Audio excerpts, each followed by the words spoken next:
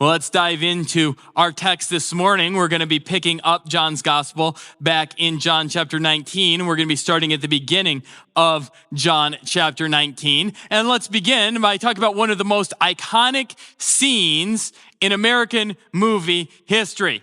Now, the movie I'm going to talk about is iconic, but if you're looking for a family movie night, I'm not sure if this is necessarily your choice. My wife and I watched Unsung Hero last night, the story of For King and Country and Rebecca St. James. That'd be an awesome family movie for you guys to check out. But one of the most iconic family movie scenes in American history is the final court case in the 1992 film, A Few Good Men.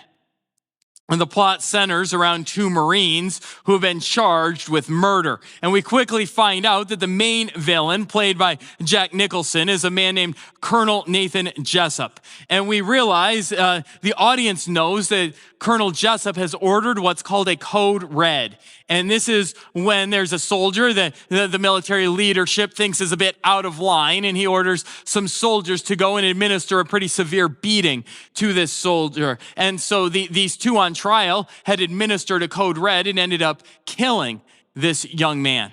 And so these two Marines are on trial for their lives. They're defended by a military lawyer played by Tom Cruise, and their only hope in this trial is that Tom Cruise's character can get the military leader to admit that he's the one behind what had happened. So as the court trial progresses, Tom Cruise's character summons this colonel to the stand. This was a big deal because in a court-martial type case, to put this commanding officer on the stand and accuse him without any hard evidence could actually get the lawyer himself court-martialed. And so he's taking this huge risk to defend these two young men, but it progresses as this colonel's on the stand. And well, here's the iconic scene. Tom Cruise's character says, "Colonel Jessup, did you order the code red?" And the judge at that point intervenes and says, "You don't have to answer that question." But he does. And he says, "I'll answer that question. You want answers?" And the lawyer says, "I want the truth." And he looks at him with his veins almost bulging out of his neck. And some of you remember that. He says, "You can't handle the truth." And then he goes on and he says, "Did I order the code red?" "You're right. I did." And then they lead him off in handcuffs and disgrace. And that's kind of what's happening in John 19. See, in the movie, Tom Cruise's character got this man to admit the truth, even though it made him look really bad and it kind of indicted his character.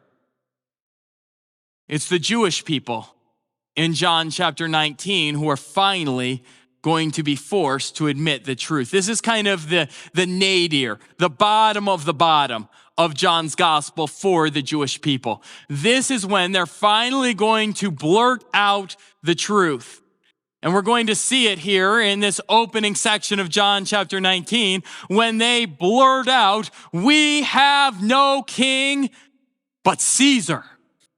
Can you imagine God's people who have claimed that God is their Lord and King throughout the whole history of their nation, and now they're saying, "Never mind. Caesar's our king." They finally admitted it, and their words will hover and hang in the air. Because John is using their words as an implicit challenge to us. We'll quickly discover who their king is, but our main point this morning, and what John is driving at in his gospel, our main point is a question this morning. Who is your king? That's the question that really matters. Is Jesus the king of your life? So let's unpack this story, this section of John's gospel, by examining Jesus' kingship from three different angles. And the first angle we're going to look at is a question of identity. Let's look at the first 5 verses. "Then Pilate took Jesus and had him flogged. The soldiers also twisted together a crown of thorns, put it on his head, and clothed him in a purple robe. And they kept coming up to him and saying, "Hail, King of the Jews," and were slapping his face. Pilate went outside again and said to them, "Look, I'm bringing him out to you to let you know I find no grounds for charging him." Then Jesus came out wearing the crown of thorns and the purple robe. Pilate said to them, "Here is the man." Okay, it's been a few weeks since we've been in John's gospel, so let's kind of remind ourselves where we left off in the story. So the end of John chapter 18, they were coming up on the Passover holiday, and it had been a tradition that one prisoner would get released by the Romans. It's kind of a show of good faith, and Pilate was saying, well, I'm going to release a prisoner to you, and I'm going to give you a choice. Do you want the insurrectionist, violent murderer Barabbas, or Jesus? This guy you drugged me at 4 a.m. that I don't think is guilty. Well, Pilate vastly underestimated how much the Jewish people hated Jesus and wanted him dead.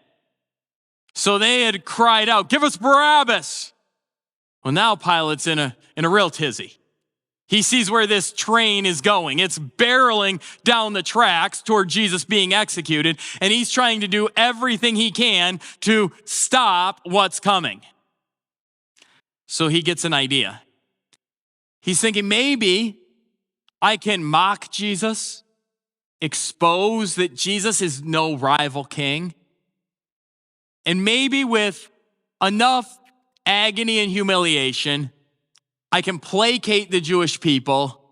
We can be done with this charade, and we can all go back home and enjoy Passover. So what does Pilate do? It says in verse 1, he had him flogged. Now it's interesting that in that era, there were 3 levels of flogging that could be ordered by Rome. The first and least severe level of flogging was called the fustigatio. And that was a simple beating. It was meant as a warning, a form of punishment, but simply to try and redirect someone's behavior, like stop doing this because it hurts. And that type of beating was applied to teenagers who were involved in youth gangs, to career hooligans, and to people who accidentally started fires that caused significant destruction. The second level of flogging was called flagellatio. And this was a proper flogging. It was severe, but not fatal punishment. The third level of punishment was called the verberatio. You could call this a scourging. This was only administered to people who were facing capital punishment. And this verberatio was done to prepare the path for them to be killed, to kind of speed up their death. This is when they would beat someone within an inch of their lives, using those studded ropes that would rip open skin and expose organs. And you've probably heard that Jesus underwent that flogging. But that's not what's happening here in John 19:1. That flogging is described in Matthew and Mark and Luke as Jesus is on the way to the cross. But here Pilate is still trying to stop things. So he orders a level 1 flogging, the fustigatio. And the idea is, I'm going to beat him, but hopefully we can have it be enough. So let's beat him and let's humiliate him. And so there was some humiliation happening. Notice what the soldiers did to Jesus. It says that they twisted together a crown of thorns. The crown of thorns was probably made with the thorns from a date palm, and you can see that on the screen. And you're probably familiar with the idea that these thorns were jammed into Jesus' head, and a few of them may have been, but I don't think that was the purpose of the crown of thorns. See, on the coins that circulated around the Roman Empire in that time, the Caesar's head, the Roman emperor's head, had a crown with rays of light kind of spiking out from it. And so the idea of this crown of thorns was meant to be like, hey, you think you're Caesar? Here's your crown. It kind of looks like Caesar's crown, just like you kind of think you're Caesar. That explains the clothing. Purple was a king's color. Now, purple was very hard to come by. It was made from dye that was extracted from a special kind of snail, very expensive. Unlikely that the soldiers, if they actually had a purple garment, would have wasted it on Jesus, but the soldiers wore dark red tunics that almost looked purple, and so it was kind of like fake kingly apparel with a fake crown for this so-called fake king. If you ever had the opportunity to meet a Caesar in your lifetime, there was a very particular custom of how you would greet him.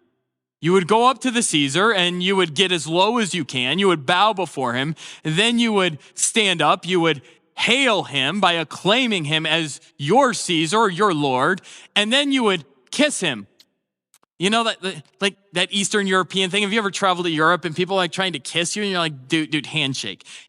Well, that's what they did. Well, notice how the soldiers took that idea of how to greet a Caesar, and they totally did it differently in this context. They repeated the procedure. They came to Jesus and they got low before Jesus, but instead of getting up and hailing him and kissing him, they got up and they mocked him and they slapped him. Mock honor for a mock king. So now, humiliation complete, Pilate drags Jesus back outside before the crowd. What a pitiful sight he must have been, bloody, bruised, beaten, a shabby robe, an ugly crown. I think Pilate's point is, we showed this guy what kind of king he is. As in, he's not a king at all. And I think Pilate's hope was pretty clear. Enough. The point's been made. He's not a threat. If he was a real king with real power and authority, he wouldn't tolerate, his people wouldn't tolerate him being made fun of and scorned like this. And so he offers a statement. 4 simple words. Here is the man. Maybe you have a more old school translation that simply says, behold the man. And that's what Pilate's saying. He's like, look at him. Enough. But those 4 simple words, here is the man, carried a lot of significance that Pilate wouldn't have even known as he said them. Because those words called back to the Jewish scriptures. 2 ways that this phrase called back to the Jewish scriptures that the Jewish people would have recognized. It was though God was speaking his truth through Pilate that Pilate unwittingly said, having no idea. The first allusion in Pilate's words came from 1 Samuel chapter 9. This is when Samuel the prophet appointed Saul as the first king of Israel. And the Lord was working in this situation. And when Samuel saw Saul, the Lord told him, see those words? Here is the man, the one who is to be king. Pilate's mocking a would-be king, but he actually calls back to the fact that this is how you describe Israel's king. You present him and say, here is the man. The other callback goes all the way back to the book of Genesis. In Genesis chapter 1 and 2, the original couple was in the garden. And it's interesting that scripture introduces this couple to us as Adam and Eve. But Adam, we think of it as a proper name. But in the Hebrew scriptures, Adam isn't a proper name. Adam is just a word that means a man. And God created a man. Put him in the garden. Well, then he gave a man a job. Genesis chapter 1, verse 28. Be fruitful. Spread across the earth. Have dominion over the world. What was Adam's job? He was to exercise God's royal authority on God's behalf. He was supposed to be like a vice regent. Like God is king and Adam is serving with kingly authority under God's power. How would that work out? for about 5 minutes, right? Until Adam decided he would usurp God's authority, take it for himself to decide what was good, what was bad, disobey what God had said.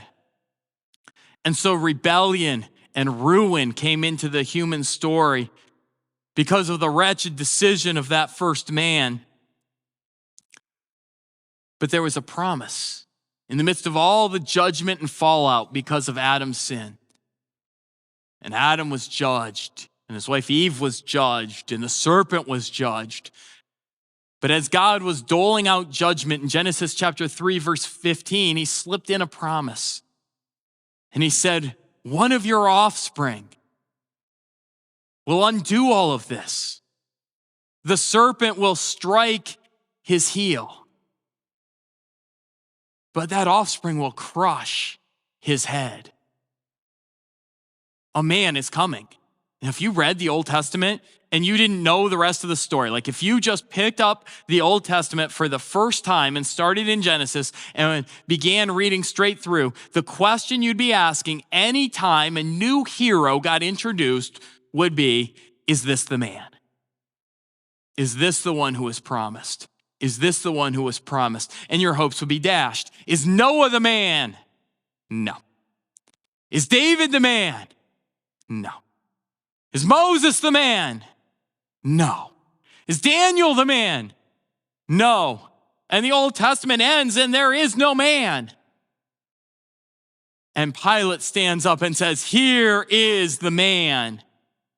This is the new Adam, the second Adam, who would fulfill the promise spoken long ago that a new man would come who would undo the curse, who would remove the stain of sin, who would restore God's relationship with humanity. This is the question of identity. And Pilate answers it without even knowing it. Who is this Jesus? He is the man who would be king, who would restore the kingship of humanity that was gifted in the garden but lost because of sin. There's two other questions to be addressed, two other aspects of this story. Next, let's look at a question of authority. Starting in verse 6, when the chief priests and the temple servants saw him, they shouted, "Crucify! Crucify!" And Pilate's gambit to bring Jesus out and get them to call things off clearly didn't work. Pilate responded, "Take him and crucify him yourselves, since I find no grounds for charging him." "We have a law," the Jews replied, "and according to that law, he ought to die because he made himself the Son of God." When Pilate heard this statement, he was more afraid than ever. He went back into the headquarters and asked Jesus, "Where are you from?" But Jesus didn't give him an answer. So Pilate said to him, "Do you refuse to speak to me? Don't you know that I have the authority to release you and the authority to crucify you?" "You would have no authority over me at all," Jesus answered him, "if it hadn't been given to you from above. This is why the one who handed me over to you has the greater sin." So Pilate is rather harsh in his reply. The Jewish people are like, yeah, forget that. Just crucify him. And Pilate's like, okay, here's the deal. You asked me to have a trial. I had a trial. I rendered a verdict. I said he's not guilty. You still want to kill the guy? You go kill the guy. And they're like, you know we can't kill him, Pilate. Like in our laws, only Rome can execute people. And then they finally tell Pilate what they're really thinking. Now, the Jews are getting totally exposed here, right? Like for all the time that they've come to Pilate at 4 a.m. presenting Jesus, they've had one tactic, and you can tell they've all agreed on it. Like, here's what we're going to say. We're going to say that this is an insurrectionist. He's trying to spark a rebellion against Rome. We're going to get him to kill Jesus because he's an insurrectionist. And Pilate's like, he's not an insurrectionist. Look at him. No power. So then they're like, okay, fine. Here's the deal. He broke Old Testament law. Can you kill him because he broke Old Testament law? Would you please enforce our law for us? You're like, okay, well, what law are they referring to? Well, Leviticus 24:16 is what was on their mind. Leviticus 24:16 says, whoever blasphemes the name of the Lord must be put to death. the whole community is to stone him. If he blasphemes the name, he's to be put to death, whether the resident alien or the native. Like if you claim to be God and you're not God, you get stoned. So like, we want to stone him. We can't really stone him. Get him on a tree. Kill him. Well, now Pilate knows what they're really thinking, but this actually didn't have the desired effect. This is kind of funny. They're like, he claimed to be God. And they forgot the fact that Pilate was a Roman polytheist who worshiped a whole bunch of gods and knew about a whole bunch of demigods. Yeah, so let's do a quick little Greek mythology thing here. Like, do you remember the name Hercules, like super strong dude? And Hercules was the son of Zeus, who was like the main god of the Greek pantheon, and a human woman that he conceived Hercules with Zeus. And so Hercules had all of this power because he was half human, half God. And so Romans knew of these God-like people.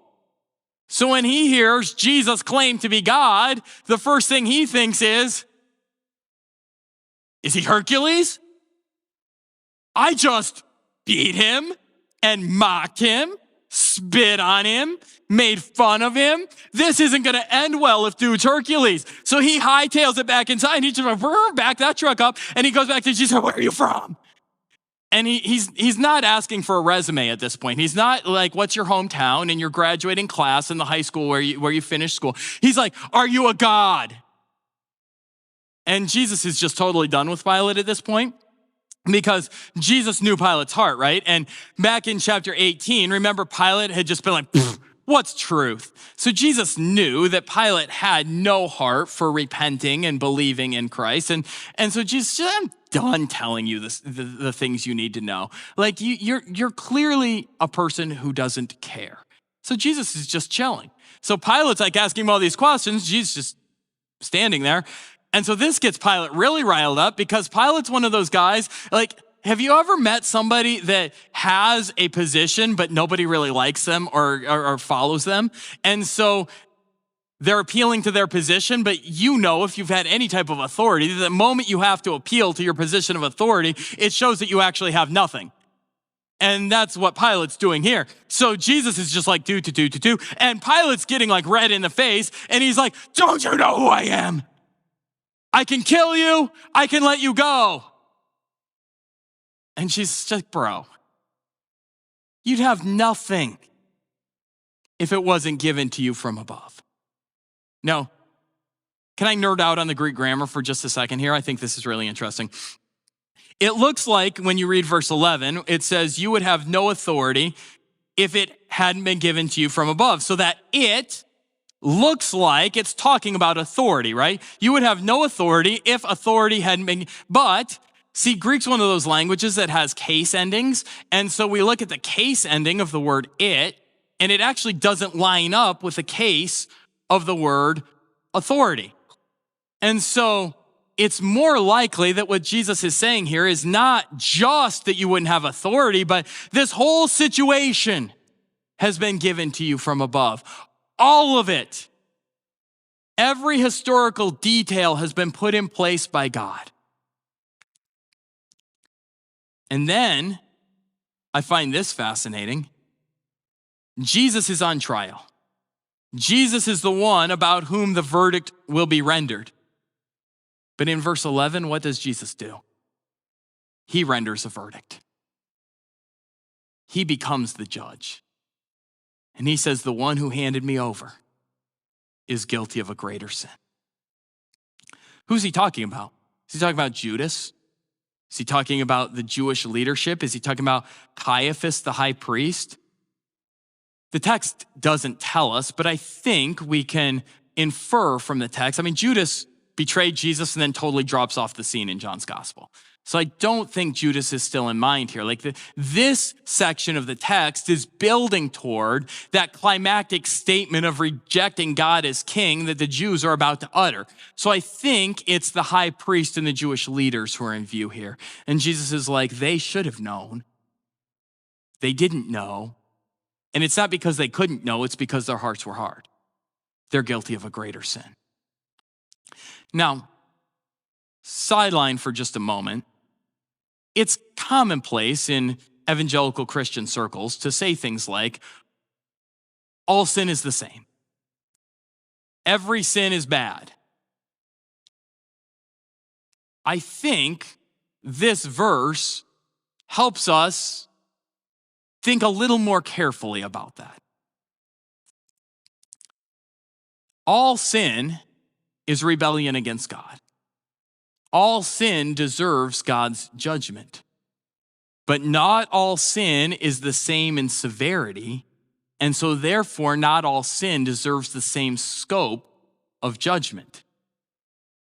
Let me give you an example from the New Testament later where some sin is given a greater punishment than other sin. Peter writes in 2 Peter chapter 2, speaking of false teachers who infiltrate the church, he's like, these people are springs without water, mist driven by a storm. Blackest darkness is reserved for them, the worst of the worst punishment. I think that's comforting. Because it's hard for me to wrap my mind around the fact that the little white lie a child tells and the Holocaust deserve the same punishment. Are they both sins? Yes. Do they both offend God? Yes. Do they both need the blood of Jesus? Yes. But without the intervention of the blood of Christ, there is a ranking of the severity of sins that God himself knows and oversees. And in his justice, he judges sins to the severity that they each deserve. We have a good God. And Jesus shows us that as he claims authority back from Pilate. So we've had a question of identity. We've had a question of authority. Let's finish up with a question of allegiance. Verse 12. From that moment, Pilate kept trying to release Jesus, but the Jews shouted, if you release this man, you're not Caesar's friend. Anyone who makes himself a king opposes Caesar. When Pilate heard these words, he brought Jesus outside. He sat down on the judge's seat in a place called the Stone Pavement, in Aramaic, Gabbatha. It was the preparation day for the Passover. It was about noon, and then he told the Jews, here's your king. They shouted, take him away, crucify him. Pilate said to them, shall I crucify your king? We have no king but Caesar, the chief priests answered. Then he handed him over to be crucified. So the Jews, their tactics just keep blowing up in their face, right? Like, he's an insurrectionist. No, he's not. Enforce our laws. Nah. So finally, they turn up the political pressure here, and the key phrase is, you're not a friend of Caesar. Here's the deal. Annas, remember him? He was the high priest, the godfather, the power behind the power, Caiaphas' father-in-law, and then Caiaphas, who was presently serving as high priest at the time. Like, these two men were politically connected. They knew how things worked. And so when they said, you're not a friend of Caesar, what they're really saying is, if you don't do what we want, we're going to go tattle on you to Caesar, to the emperor, Tiberius at the time. And you got to understand that Pilate was in a precarious political position. Like, you think of Pilate and he's like, I've got all this authority. Well, let's talk about how much authority Pilate really had.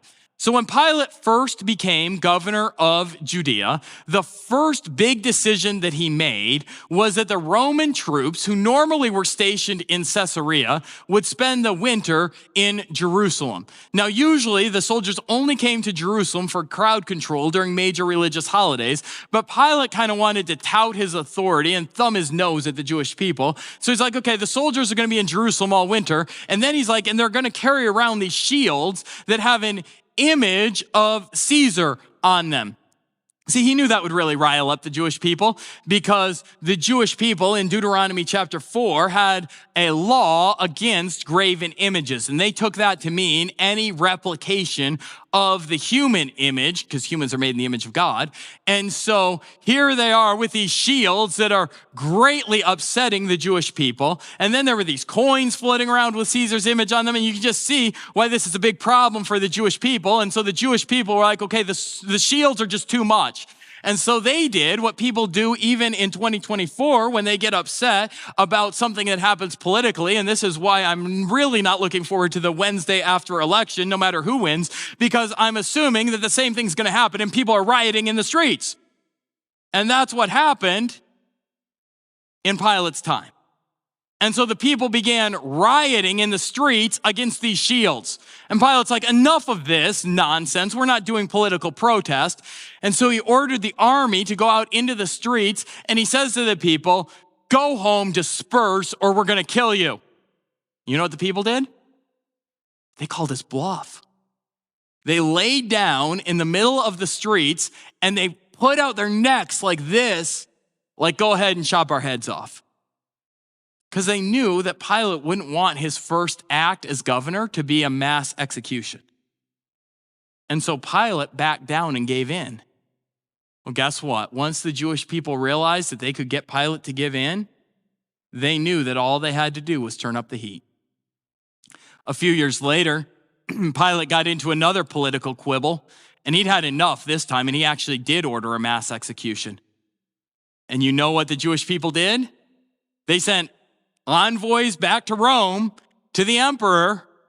Look what Pilate did. We want Pilate replaced. And they had petitions to get Pilate removed. I'm not sure if they found those on change.org or where they got those going, but they were like, we don't want him as governor anymore. So it's kind of like strike one, he showed that he could be overpowered. Strike two, they'd already appealed to the governor.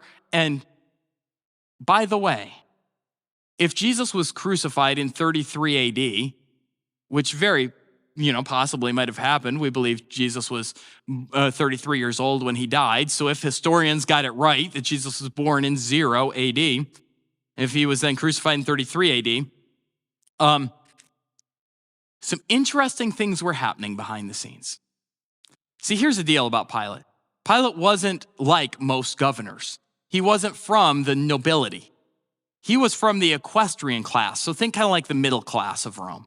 And the only reason he ever became a governor is because he had this very powerful mentor who picked him up and trained him and helped him get to a position of power. And that guy's name was Sejanus.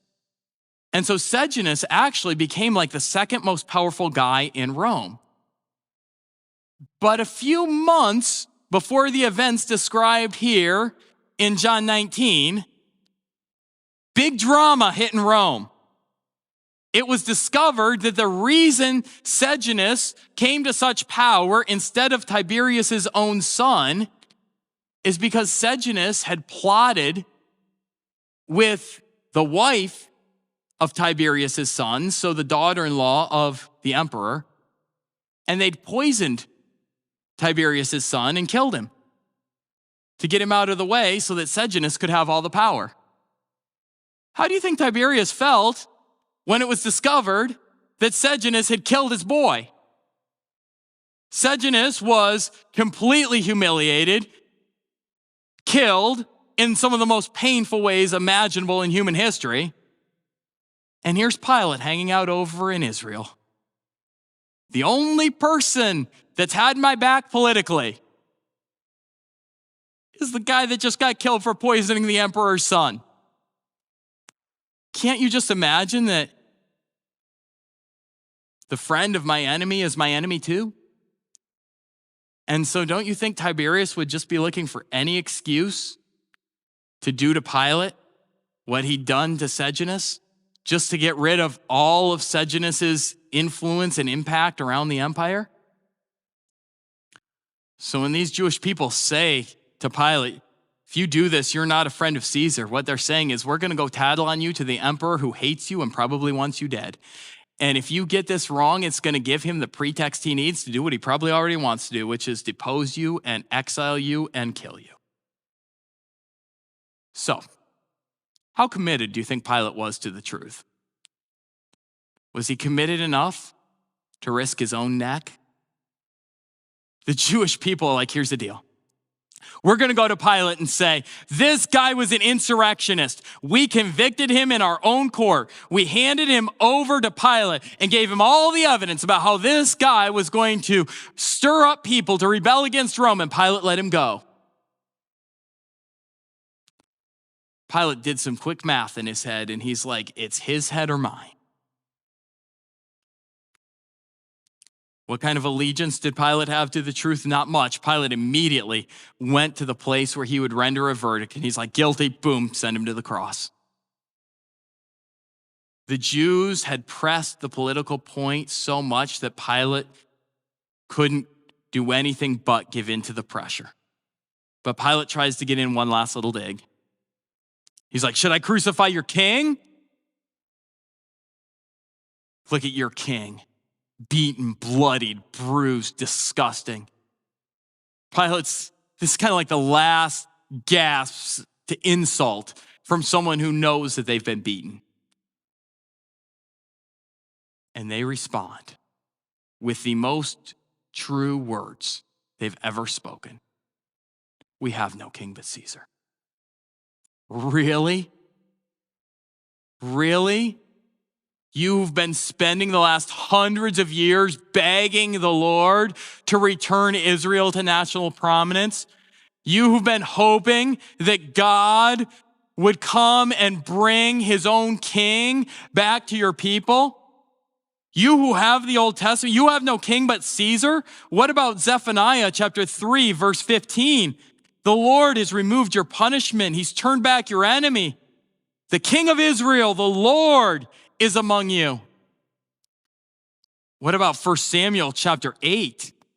Right before Saul was chosen as king, when the people were like, we want a king like all the nations. And Samuel the prophet's like, I'm not sure that's a good idea. God's your king. And God shows up in 1 Samuel chapter 8, verse 7, and says to Samuel, the Lord said to Samuel, listen to the people, everything they say to you. They've not rejected you, they've rejected me as their king.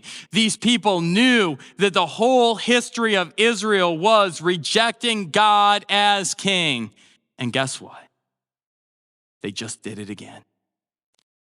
They should have known better, but they refused, because their hearts had been hardened. John's whole gospel has been building up to this point.